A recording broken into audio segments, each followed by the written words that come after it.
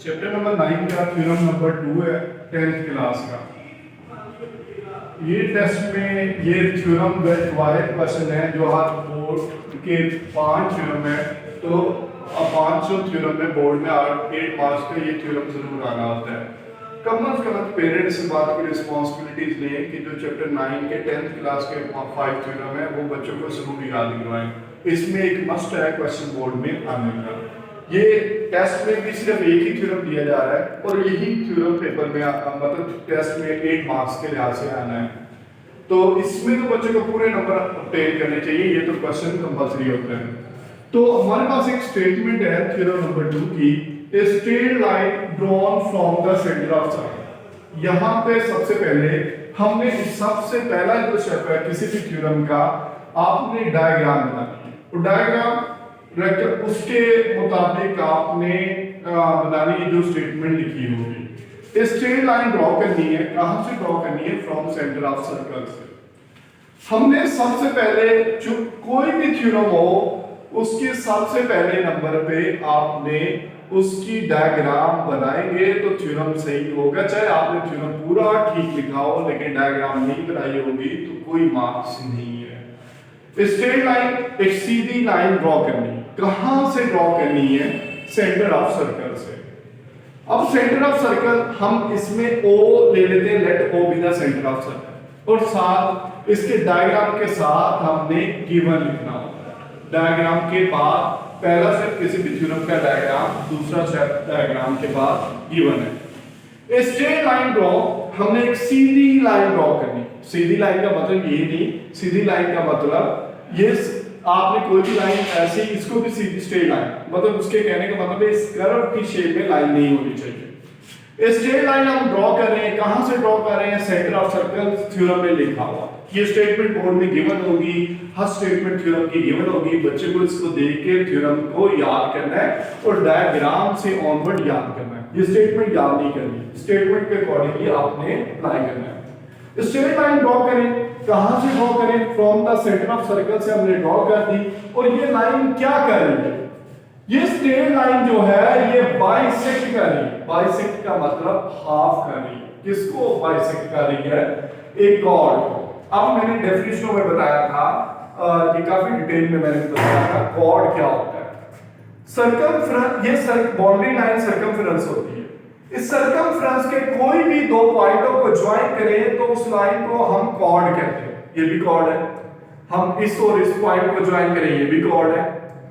और हमने यहां पे इस और इस लाइन पॉइंट को ज्वाइन किया, ये भी कॉर्ड है। लेकिन हमारे सवाल में कहा गया ऐसा कॉर्ड नहीं बनाना जो डायमीटर, ऐसा कॉर्ड जो सेंटर से पास करे उस कॉर्ड को हम डायमीटर कहते हैं।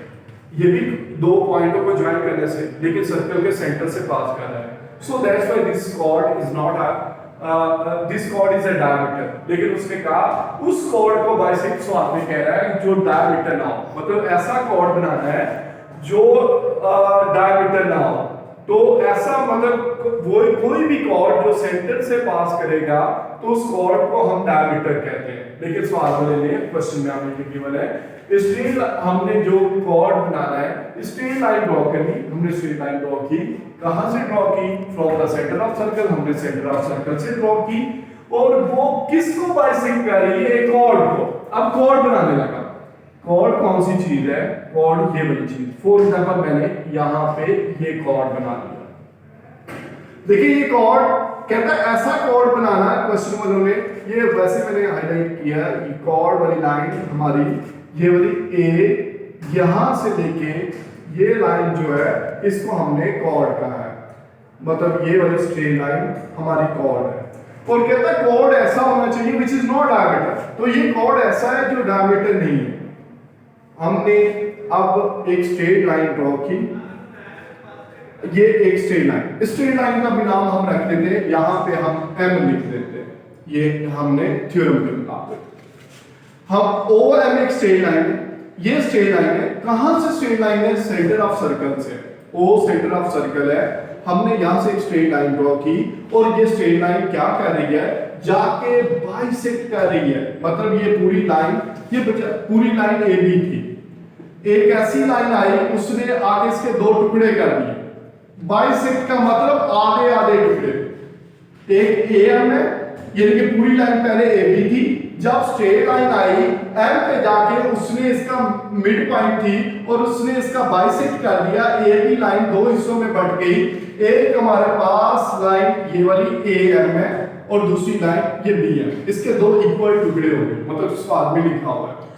इस बात को हमने गिवन में लिखना होता है, तो हमें देखें ये बात इसी से देख के हमने लिखनी होती है। तो हमने सबसे पहले गिवन में लिखना है।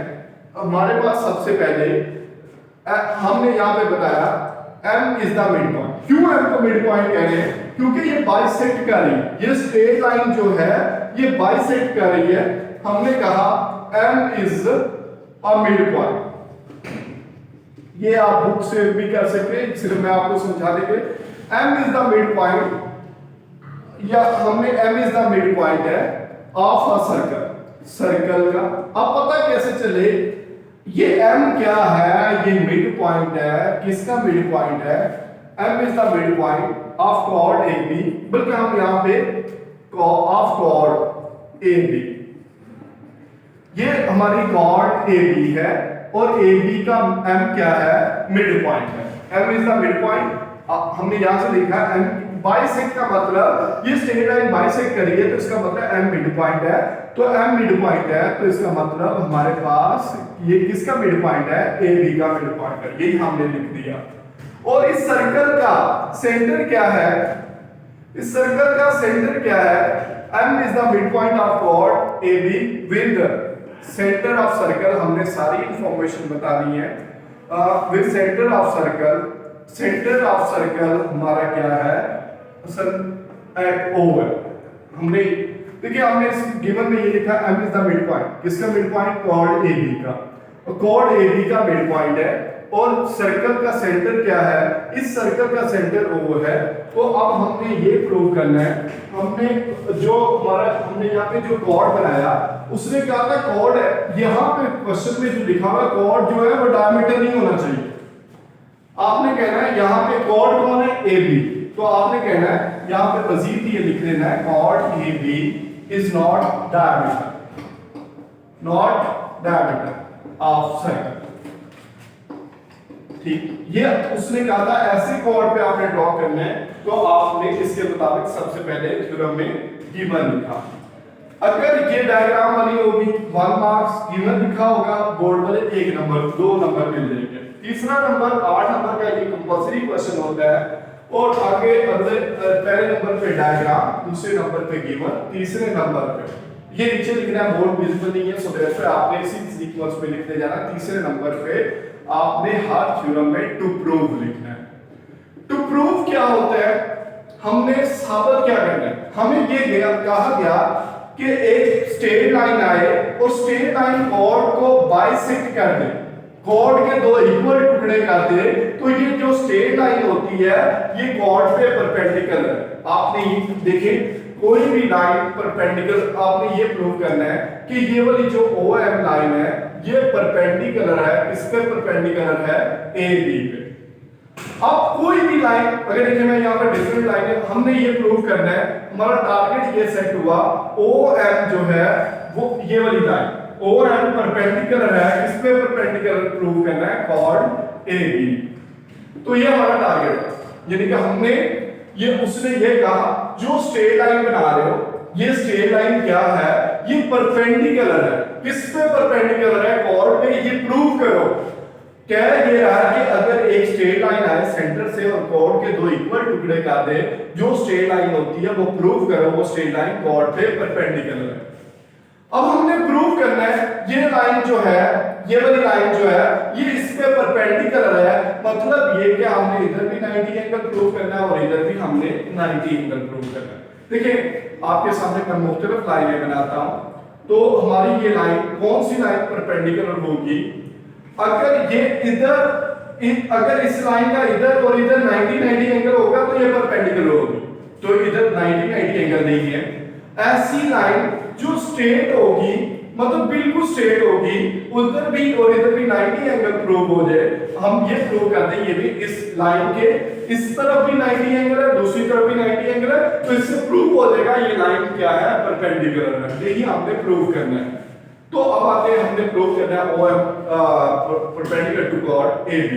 इस पहले नंबर पे डायग्राम, दूसरे नंबर पे गिवन। अगर आप इसको भी लिखते हैं तो 1 मार्क्स और 3 मार्क्स आपको यहां तक मिलते हैं बोर्ड के, कोई भी थ्योरम हो। चौथे नंबर पे आपने कंस्ट्रक्शन करनी होती है। हर थ्योरम में एक कंस्ट्रक्शन का भी 1 मार्क्स है। अब कंस्ट्रक्शन क्या होती है, आपने यहां पे 2 ट्रायंगल्स बनाने, मतलब हमने ये प्रूव करना है ये 90 और 90 एंगल है। आपने O को ज्वाइन किया A के साथ ज्वाइन, आपने इसी को एज इट इज ये जैसे आप कर रहे हैं construction, join O with A and join O with B। हमने O को ज्वाइन किया A के साथ, O को ज्वाइन किया B के साथ। यहां पे हमने यही लिखनी है जो कर रहे हैं, join O with A and B, या 2 तरह भी लिख सकते हैं आप। ज्वाइन हम कह सकते हैं join O with A and B, या join O with A and हम इस तरह भी लिख सकते हैं join O with A, join O with B। इस तरह भी इस बात को लिखा जा सकता है।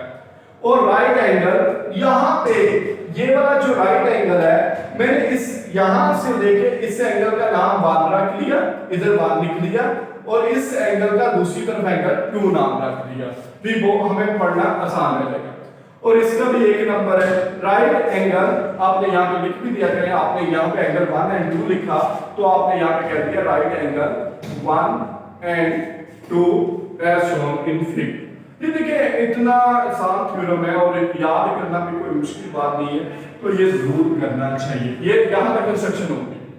अब इसके बाद अगला स्टेप हमारा होता है, हमने ये प्रूव करना। अब हमने पहले नंबर पे डायग्राम, दूसरे नंबर पे गिवन, तीसरे नंबर पे टू प्रूव, चौथे नंबर पे कंस्ट्रक्शन, और 5वें नंबर पे हमने प्रूफ देना है और स्टेटमेंट और रीजन लिखनी है। तो प्रूफ और स्टेटमेंट और रीजन में क्या चीजें आएंगी, अब ये तो आपने, हमारा टारगेट तो ये है कि 4 मार्क्स होते हैं किसी भी थ्योरम के, अगर आप कंस्ट्रक्शन तक और डायग्राम ठीक बना के आते हैं तो। अब इसके बाद 5वें नंबर पे हमारे पास जो है, हमने प्रूफ की हेडिंग लगाई, उसके नीचे 2 चीजें, एक स्टेटमेंट और नंबर 2 पे रीजन। ये इस तरह। अब बच्चे गलती क्या करते हैं, यहां पे भी आप प्रूफ किसी, यहां पे 2 ट्रायंगल है आपको नजर आ रहा है, यहां पे एक ट्रायंगल आपको OAM नजर आ रहा है। एक हमारे पास ट्रायंगल कौन सी बन रही है, OAM, ये वाली।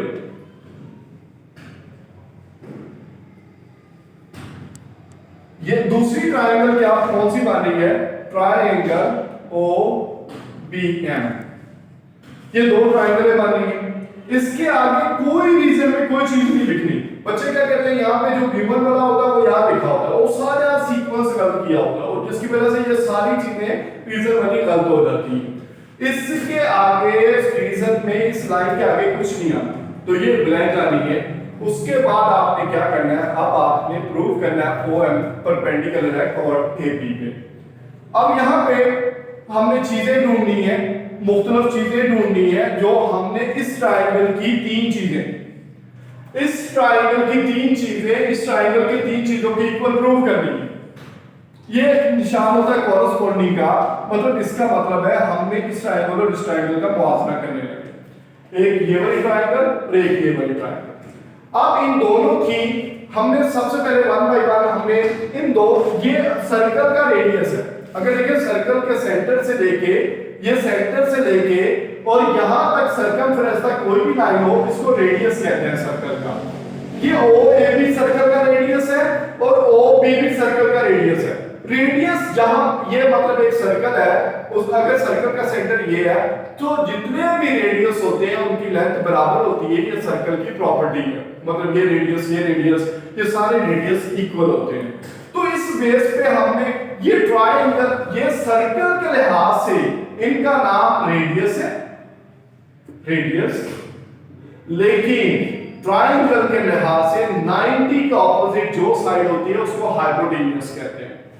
इस ट्रायंगल के लिहाज से मतलब इसका नाम हमने हाइपोटेन्यूस कहते हैं, लेकिन आपको अभी 90 आपने यहाँ पे पहली बार आपने लिखे major O A is equal to major O B.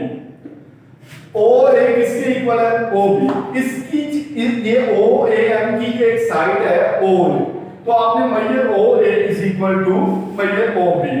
और एक बात का ख्याल करना है, अगर आप हम मेजर का लफ्ज नहीं यूज करते तो यहाँ पे आप कॉन्ग्रेंट का निशान यूज करेंगे। इसके आगे, अब इसके आगे रीजन नहीं है, both are radius of same circle, both are radius of same circle, ये बुक पे भी पूरी स्टेटमेंट लिखी हुई है। उसके बाद हमने ये यहाँ पे गिवन में कहा था m is the mid point, हमने गिवन में डायग्राम के बाद गिवन में कहा था m is the mid point, तो इसका मतलब measure am is equal to measure bm। तो ये क्या है, हमने ये बात गिवन में कही। नंबर 2, दो चीजें प्रूव होगी, और OM जो दीवार है ये वाली इस ट्रायंगल की भी दीवार है और इसकी भी, ये इसकी भी साइड है और इसकी भी साइड है, मतलब दो और जो OM लाइन है ये वाली दो साइड है, ये इस ट्रायंगल की भी है और इस ट्रायंगल की भी है। तो हमने कहा measure OM is equal to measure OM। तो यहाँ पे इसके आगे हमने रीजन कॉमन की रीजन दे दी। अब एक ट्रायंगल की तीन चीजें दूसरी ट्रायंगल की तीन चीजों की इक्वल प्रूव होगी। ये जो कॉरस्पॉन्डिंग होती है ये कॉन्ग्रेंट में चेंज हो जाती है। अगर आप एक ट्रायंगल की तीन चीजें दूसरी ट्रायंगल की तीन चीजों की इक्वल प्रूव कर दें तो ट्रायंगल्स कॉन्ग्रेंट प्रूव होगी। OAM ट्रायंगल कॉन्ग्रेंट है OBM के। अब यहाँ पे आपके पास यहाँ पे आगे दो तीन चीजें हो रहे हैं, अपने ट्रायंगल्स कॉन्ग्रेंट प्रूव कर ली, तो उसके बाद आपके पास यहाँ पे दो एंगल्स हैं। एक अब डायग्राम को अब दोबारा उस समझाने के लिहाज से हमने चेंज किया था, तो अब हमने जो मेन चीज प्रूव करनी है उस पे आप OM, यहाँ पे एंगल 1 और यहाँ पे एंगल 2। देखिए ट्रायंगल्स का अब इसके आगे रीजन क्या है, ये भी साइड, ये देखिए एंगल का लफ्ज नहीं है, तो साइड साइड साइड पार्शियल लिख दें या congruent to side side side लिख दें, इसके आगे ट्रायंगल जहां पे कॉन्ग्रेंट है। अब एक ट्रायंगल के 6 पार्ट्स होते हैं, तीन चीजें हमने इक्वल प्रूव कर दी। अब इसका अगर ये एंगल 1 लेंगे तो इसका एंगल 2 लिखना पड़ेगा, तो मेजर यहां पे हम इसकी के आगे स्टेटमेंट और रीजन में हम लिखेंगे measure angle 1 is equal to measure angle 2, या एंगल 1 अगर मेजर का लफ्ज नहीं लिखोगे तो आपने यहां पे कॉन्ग्रेंट लिखना है। तो ये कॉरस्पॉन्डिंग एंगल है। कॉरस्पॉन्डिंग का मतलब अगर इसका ये एंगल B है तो इसका कॉरस्पॉन्डिंग एंगल A है, तो ये इसका अगर एंगल मैंने 1 लिया तो इसका कॉरस्पॉन्डिंग एंगल 2 लिया, इस ट्रायंगल का एंगल 1 लिया तो इसका कॉरस्पॉन्डिंग, ये हमने कहा इसके आगे रीजन ये देंगे corresponding angles of congruent triangles. जब ट्रायंगल्स ये कॉन्ग्रेंट प्रूव होगी तो इसके कॉरस्पॉन्डिंग एंगल्स भी जो होंगे वो भी कॉन्ग्रेंट होंगे। अब छोटे होते थ्योरम पढ़ाया जाता है, अगर एक स्ट्रेट लाइन से चले उसी स्ट्रेट लाइन पे वापस आ जाए तो उनका जो सम ऑफ एंगल होता है वो 180 के इक्वल होता है। तो हम ये यहां से सफर स्टार्ट किया, इतना एंगल 1 है, इतना हमारा angle 1, measure angle 1 plus measure angle 2, measure angle 2 किसके इक्वल है 180 के। अगर किसी भी दो एंगल का सम 180 के इक्वल हो तो इसे सप्लीमेंट्री एंगल कहते हैं, सप्लीमेंट्री एंगल्स। इसके आगे रीजन, इसके आगे हमने 1 लिख दिया रोमन स्टाइल में, इसके आगे 2 लिख दिया। अब देखिए मैं अभी एक जगह पे कह रहा हूं एंगल 1 और एंगल 2 बराबर है, मतलब जैसे मैं कहता हूं एक दो बच्चे हैं उन दोनों के पास एक जैसे पैसे हैं, फिर मैं कहता हूं दोनों के पास जो सम है वो 180 के इक्वल है, मतलब दो बच्चे हैं, एक A है एक B है, इन दोनों के पास रुपीस इक्वल है, फिर इन दोनों का जो सम है पैसों का वो 180 है, तो इसका मतलब इसके पास भी 90 रुपीस होंगे, इसके पास भी 90 रुपीस होंगे। मैं इसी तरह कह रहा हूं अगर मेजर एंगल 1 और 2 बराबर है, फिर कहता हूं इन दोनों का सम 180 के इक्वल, इन दोनों को देख के हम क्या अनाउंसमेंट देंगे कि मेजर एंगल 1 कॉन्ग्रेंट है मेजर एंगल 2 और ये दोनों किसके बराबर हैं 90 के। अगर देखिए मेजर एंगल 1 और 2 बराबर हैं, दोनों का सम 180 के इक्वल है, तो इसका मतलब इसके पास भी 90 रुपीस है, इसके पास भी 90, तो 90 प्रूव हो गया। अगर ये एंगल भी 90 है और ये अगर देखिए हमने ये एंगल 1 को भी 90 प्रूव कर दिया, और इधर अगर मैंने पहले भी बताया था कि ये लाइन परपेंडिकुलर कब प्रूव होगी, अगर इधर भी 90 एंगल प्रूव कर दें और इधर भी 90 एंगल प्रूव कर दें। तो हमने ये प्रूव कर दिया, इधर भी